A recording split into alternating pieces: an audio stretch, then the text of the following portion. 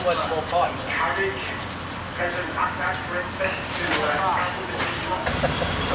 didn't have these sort of things on the board. They brought it out on horse and drove.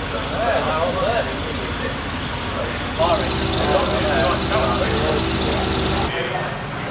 Oh, that's good. What was that? That all? Pretty good, isn't it?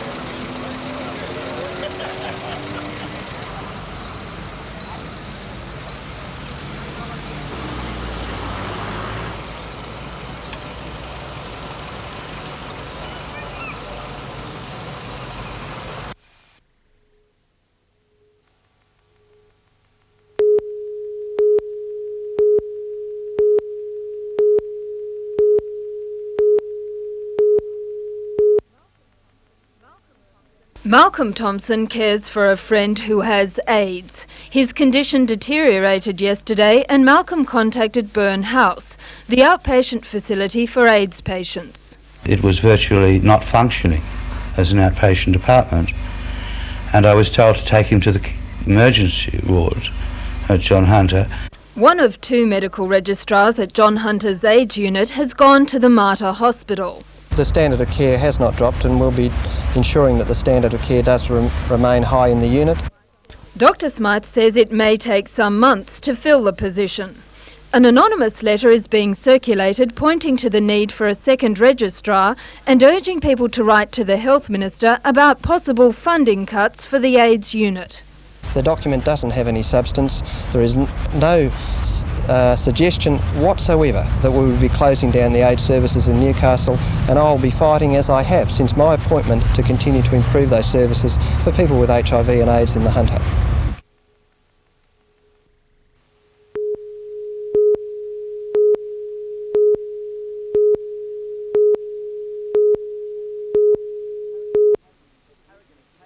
Harrigan's tackling technique has come in for criticism all season. The North Sydney club decided to act after this tackle on David Fairley in last Saturday's clash. Chief was cited and suspended. Newcastle has less than a week to lodge an appeal. Club President Michael Hill says the hunt is on for the decision will be made tomorrow. Meanwhile, the man in question will undergo minor surgery this week to repair torn cartilage in his right knee. Harrigan did the damage during a game against the Broncos almost 3 months ago. He says he'll be back on his feet a couple of days after surgery and training within a week.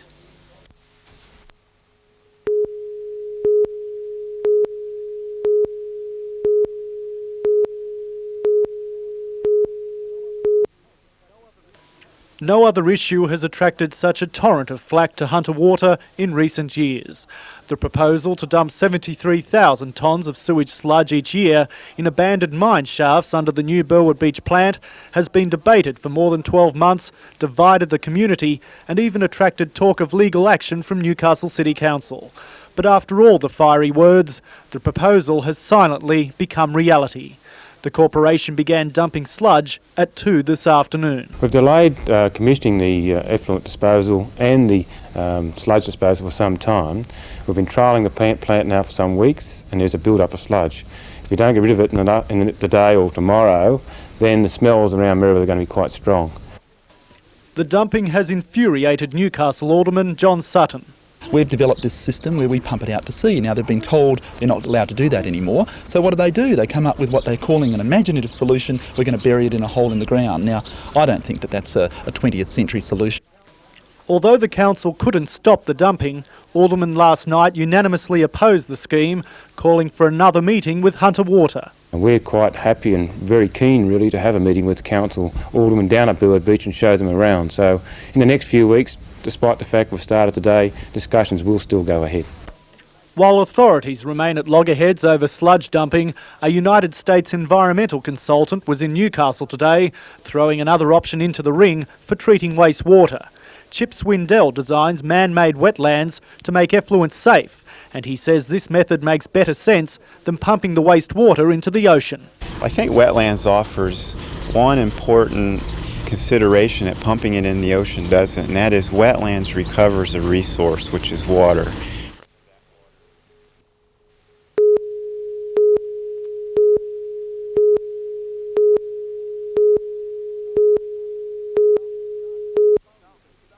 The Falcons started with a flurry of three-pointers. They led 18-12 6 minutes in and trailed by 1 at the first break. Magic ran up 34 points in the second quarter to lead 62-47 at half-time. From there, they were never headed. As South East Melbourne stretched its lead, tempers frayed. The main protagonists, Newcastle's Grant Kruger and Magic's John Dorge. Magic won the game 111-93. After the match, both sides were subjected to a random drug test. John Dorge was still smarting from his running with Kruger. Yeah, he's a very friendly guy on the court. He likes to, I'm not sure if he wants to play basketball or what he does when he's on the court, but I wish he'd make up his mind.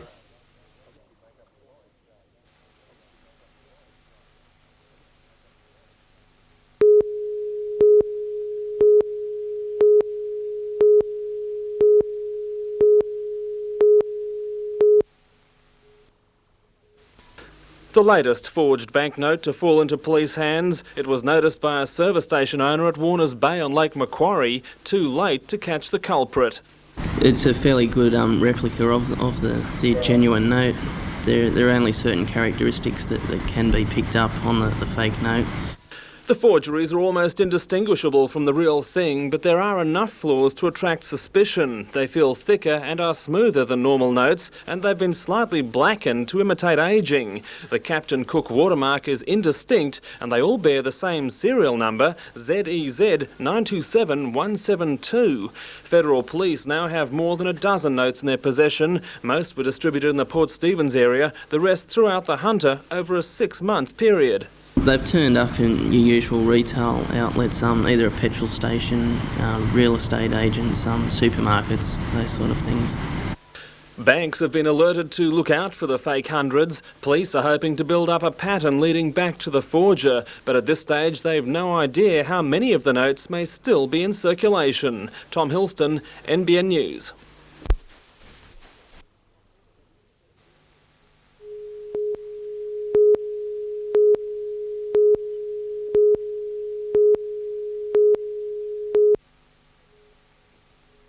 More than 120 fishermen have angled their way through the week, many discovering the big catches are not where they're supposed to be. Competition is centred around Crowdy Head, and overall winner after yesterday's estuary competition was Bob Fogarty from Lauritown. Today saw the start of the deep sea rounds of the competition with 2 new state and Australian record fish caught, a 1.746 kilogram deepwater sea perch and a 3.67 kilo jackass fish. The next round of the deep sea competition starts at a rather early 4 o'clock tomorrow morning. Organisers say local knowledge has proved a definite advantage, with the Port Macquarie Anglers Club tipped to take out the champion club title. Port has featured strongly in the competition, with members of the club notching up the points in the junior champion and ladies team titles. Constant fine weather has contributed to the competition's success, with another great day's fishing expected tomorrow.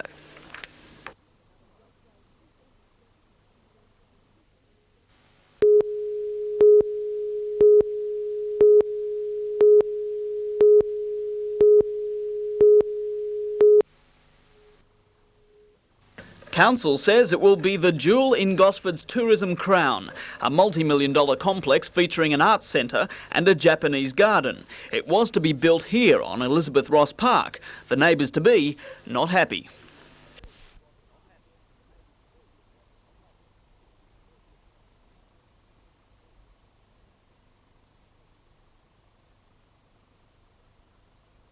Groaning under the weight of public opinion, council relented at a cost of about $300,000. Will be moved 200 metres to the site of the old sewage treatment works, and the residents are still not happy. To re-site the particular development that they have in mind on over the top of the old sewage treatment works, as the locals will tell you, would be an absolutely disastrous move, both from an ecological point of view and also from a construction point of view. The new message: get the centre out of the suburbs and into Gosford, where the tourist dollars gravitate. According to Jeff Treble, the whole thing's been a public relations disaster. Absolutely, absolutely.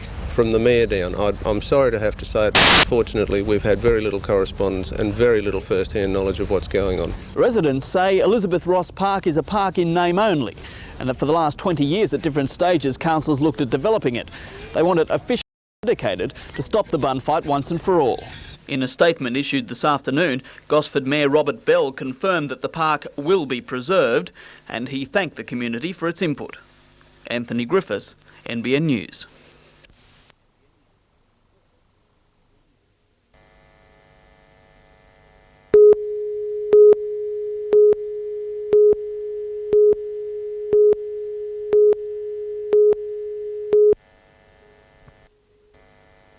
King was arrested by 2 California Highway Patrol officers who saw him driving erratically in a restaurant parking lot. Police say he was asked by the officers to take sobriety tests, and when he wasn't able to perform them, was taken to the Orange County Jail.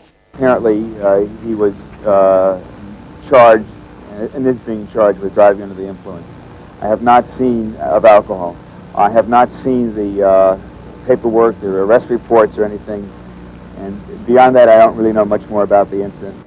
It's alleged King refused to take blood, breath or urine tests in jail, so his licence was removed. He's been kept in custody to be released shortly.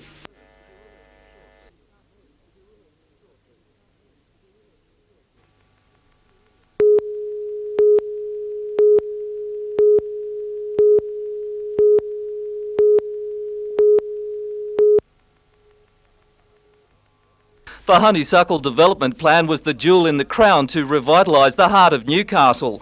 But today the state government said it would prefer to allocate the $71 million of federal funding to other projects in Sydney. Local reaction is one of shock. This is just a shot at Newcastle. It's a cheap political shot, and it's a shot at all of the people who are out of work or trying to get work in Newcastle. Just last week, the Deputy Prime Minister, Brian Howe, said the project should be underway. But with today's announcement, it's believed to be unlikely that sort of money could be replaced through the private sector. Late tonight, the State Minister responsible for the cutback said it was all due to political infighting. Minister for Planning, Robert Webster, said if the Labor Party was in agreement that the rail line should be cut at Civic and not go through to Newcastle, the money would have come through. Peter Ryan, NBN News.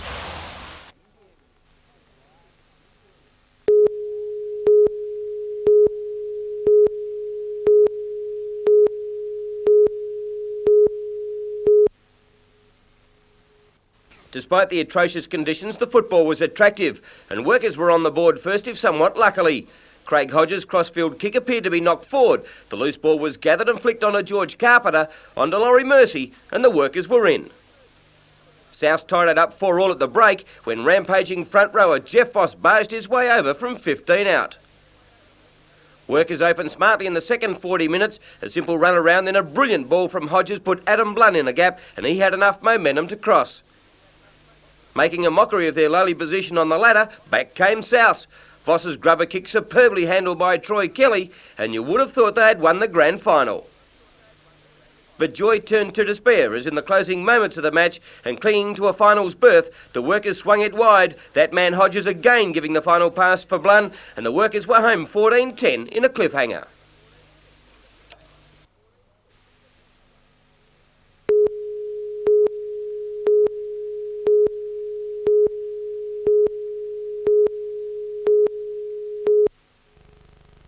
It looked as though it was going to be all the Melbourne Tigers as the Andrew Gaze outfit fired up to lead by 6 at the first break, by 4 at half-time and up to 10 at various stages from there on.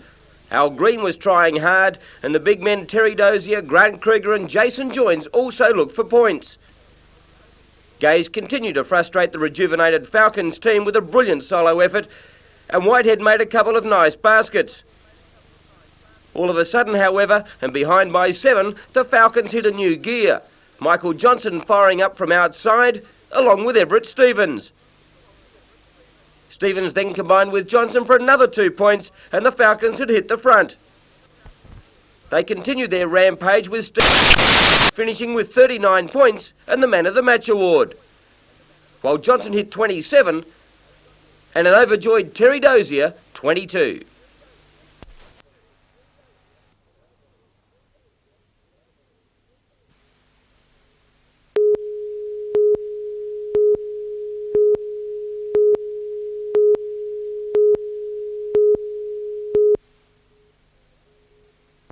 Although the phones continued to ring, there was no one to take the orders. Pizza Hut restaurants in Ballina and Lismore closed their doors to customers yesterday. Today the place was virtually empty, except for the receivers, Coopers and Librand. They moved in on Friday after being appointed to Masala Holdings, the company that owns the Pizza Hut franchise in Lismore and Ballina. The receivers haven't been appointed to the Pizza Hut chain. News of the closure was a blow for the staff who worked at both restaurants. They were given their notice yesterday. The sackings will swell local unemployment figures. Numbers for last month showed that on the North Coast, unemployment is up almost 24% compared to the same time last year. Youth unemployment has hit a staggering 50%. Jane Anderson, NBN News.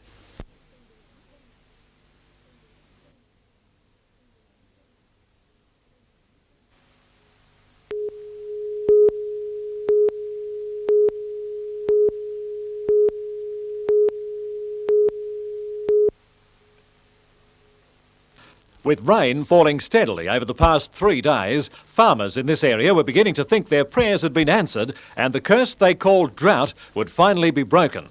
But local agronomists say that while the falls certainly helped the area, they were not enough to break the drought that has plagued it for so long. The drought's not over. I can't emphasise that too much. I think it's a start, and it's probably a good way for a drought to break rather than getting a big fall of rain. But really, realistically, we're going to need follow-up rain. We're going to need that within the next couple of weeks. Rain has been falling constantly all over the northwest, with places like Moree benefiting from almost 50 millimetres. Have welcomed it with open arms. It's giving them the chance to plant some last-minute wheat crops. Everybody likes rain. It was very pleasant to go to sleep with the rain on the roof over the weekend. It's a pleasant change.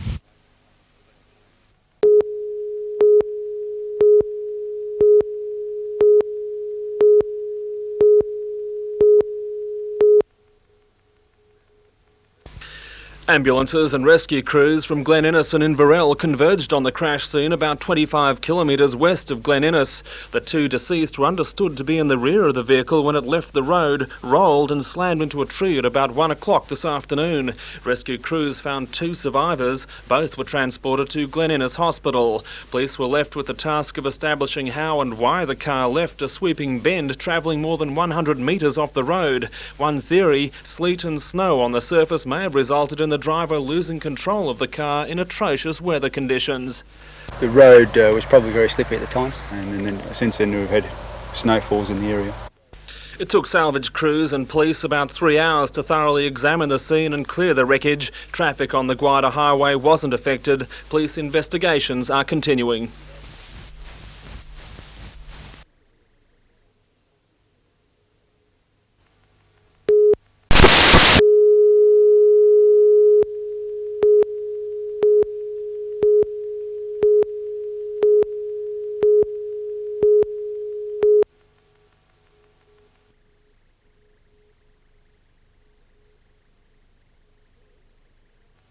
These secretarial students held a protest meeting today at the Wyong TAFE campus because they weren't given the IBM-compatible computers they were promised in June. Instead, they were expected to complete their course using obsolete computers. The students said if they didn't learn on computers that were widely used in the workplace, they were wasting their time at college. The course wouldn't help them get jobs. Local member for the entrance, Grant McBride, lent them some support. I understand all it requires is the Minister's signature on the paper. That's all it's required. All the paperwork's been done. We just want the Minister to sign it so these kids can get on with their lives. Late this afternoon, Education Minister Virginia Chadwick signed the request for new computers for TAFE. 46 IBM-compatible computers worth $3.7 million will soon be delivered to Wyong and other TAFE colleges across the state. Jane Anderson, NBN News.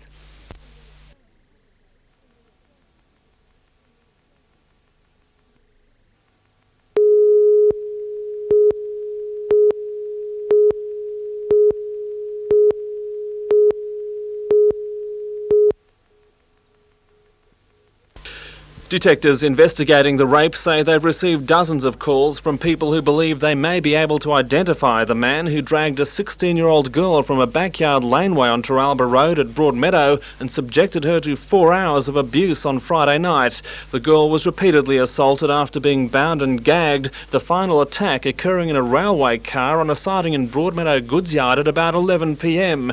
News of the attack has cast a pall of fear over the neighbourhood. You don't seem to be safe to even walk out in your own backyard now.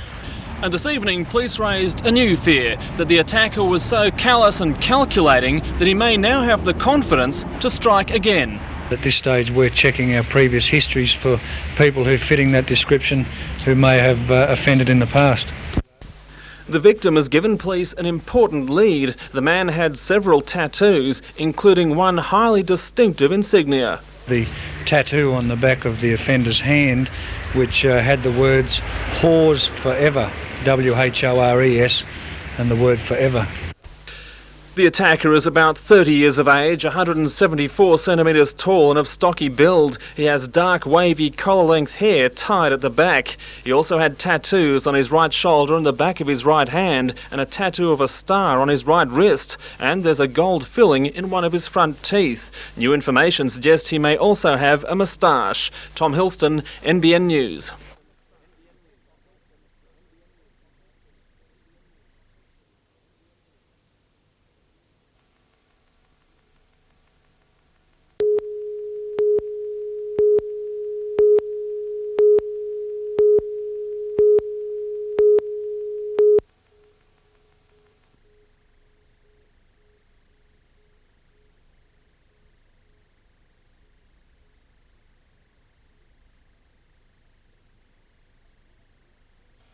At first glance, these are not the sort of boys most mothers would choose to visit their teenage sons and daughters. But today, when this pair rode into Taree High School, there were no cries of terror. They're part of God's Squad, invited to the region to share their Christian views.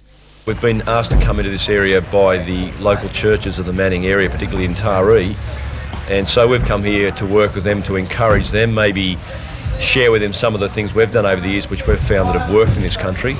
And secondly, we've come here with a message to the region of hope, of faith and of love. God's Squad members are the first to admit they challenge stereotypes and take people by surprise.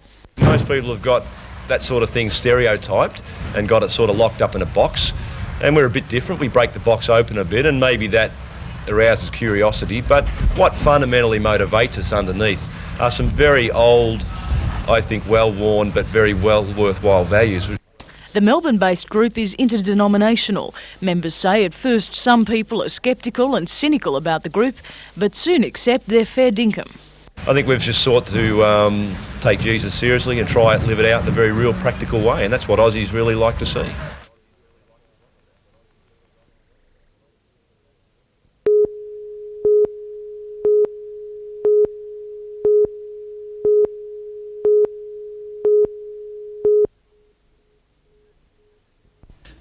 Anthony Patrick Kennedy, unemployed of the outer Newcastle suburb of Butterbar, appeared in Newcastle local court this morning. He was charged with abducting a juvenile and 4 counts of without her consent. Police allege that after binding and gagging his victim, Kennedy subjected her to a 3-hour ordeal during which time she was sexually assaulted 4 times. It's alleged the incident occurred on Friday evening when the girl was dragged from her home to a railway carriage at Broadmeadow after having her arms tied with pantyhose and being gagged with a sock. Kennedy made a number of interjections during proceedings. At one stage, the matter was interrupted while he sought further legal advice. Magistrate Jeff Brown refused bail. Kennedy will remain in custody to reappear when his case comes up for mention on August 12. Tom Hilston, NBN News.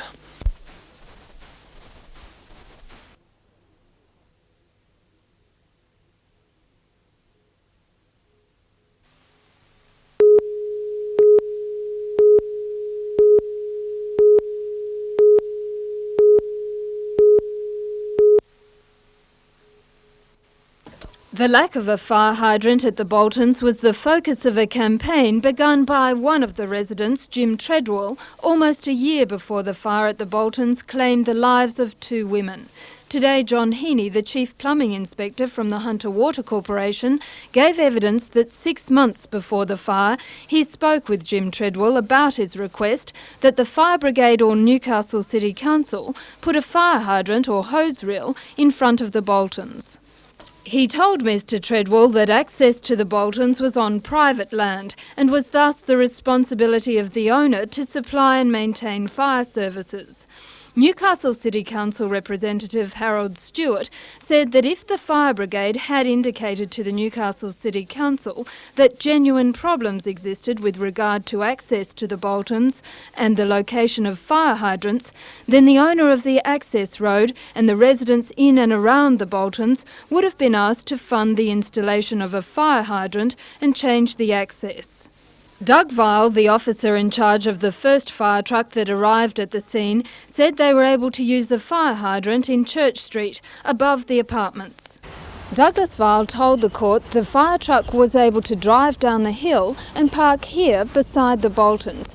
He estimated that negotiating the steep access would have delayed the firefighting operation by only about 20 seconds. The coronial inquest has been adjourned until October. Jane Anderson, NBN News.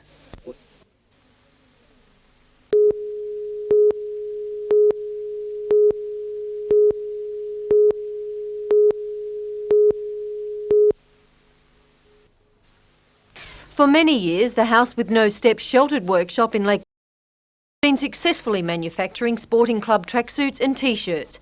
Now they've decided to diversify and move into the fashion stakes of gymnasium wear. Fundraising officer Christine Cotton says the profit-making incentive comes second, the sense of achievement felt by workers the priority. We've had a fashion parade at one of our socials and they thought it was just great seeing all their gear on some dancers. Terry Mitsotz, 5 times Mr Australia and the 1990 Mr World bodybuilder, had a look at the new line and it appears the gear meets his standards. I would rate it #1 within Sydney. From what I've seen, I would say it's probably the best gear around I've seen today. The line will be produced at the Lake Macquarie workshop by a team of 50 disabled and 20 able-bodied workers. All proceeds going to the House with No Steps. Catherine Lamond, NBN News.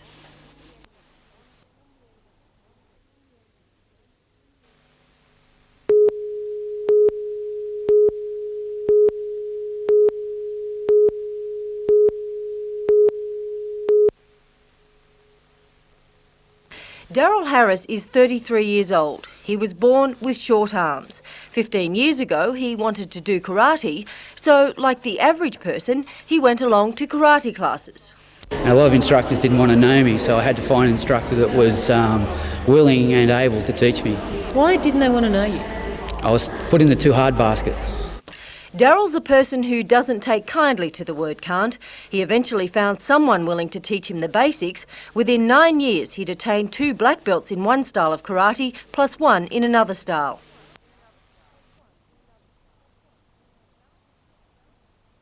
Daryl has competed in state and regional championships and has trained with a world-recognised Japanese karate instructor. But nowadays, he mainly teaches. Whether I'm disabled or abled or whatever, I'm in there to do my very, very best. And if at the end of it I can say, well, yeah, I did my best, then I'm happy. And that philosophy flows through to his classes. Daryl's style of karate is called Wushu Karate Do. It was created here in Australia last decade and draws from many different styles of karate. Basically, it's very, very practical, it's extremely efficient, and you could wrap it up as a very effective style. Not pretty, just effective. And that's the aim of the self-defence classes Daryl has started teaching out of concern for the increasing rate of street violence. In all Daryl's teachings lies one message that's sent loud and clear to both disabled and able-bodied people, a message that Daryl further amplifies through his own actions. Get out and have a go. Don't let anyone say you can't do it. Don't say, oh, there's too many things against me. Just go out and have a go. Catherine Lamond, NBN News.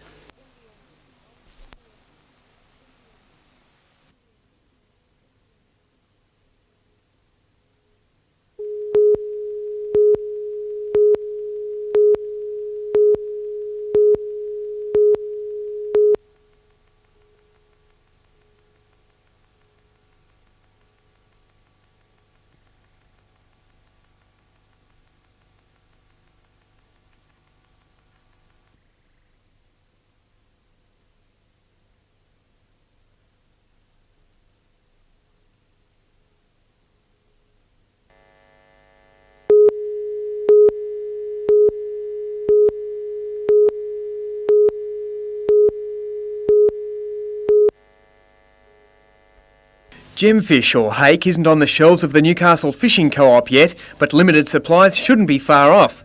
The highly sought-after white, deep sea fillets, better known to many as the staple supply served up with chips, are at the centre of a stock management war on the south coast.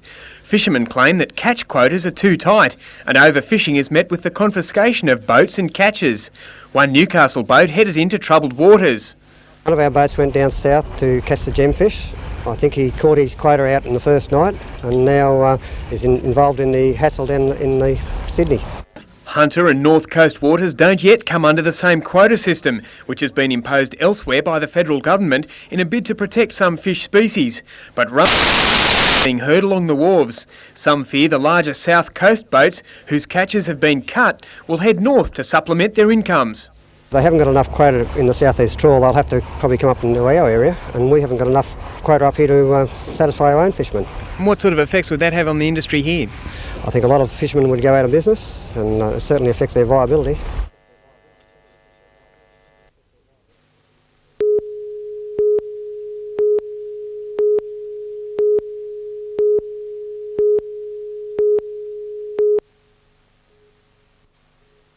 Up to 100 people could be employed at the meatworks on a site 12 kilometres north of Port Macquarie. But the Mayor, John Barrett, said this particular application had to be rejected on environmental grounds. There are certainly problems with the waterways and also the watercourse, so I would think that if an application was made for land in a non-sensitive area, certainly not at Blackman's Point, then hopefully it would receive favourable consideration. But this is little comfort to the proponent, Anthony Sarks, who now is considering an appeal to the courts. The project and the site chosen was subject to the most meticulous expert environmental scrutiny that you could possibly imagine. It was duly recommended for approval by the Town Planning Department after considering the input and opinion of some 12 government departments. What swayed the alderman were complaints by residents in an area 2 kilometres east of the site that effluent from the meatworks would pollute nearby waterways. The Cattlemen's Union also objects to the council's stand. What we're seeing here is the rejection of the possibility of taking 140 head a day, not competing against existing markets, but taking 140 head of cattle a day from the area and putting them into boxes and sending them overseas onto an export market.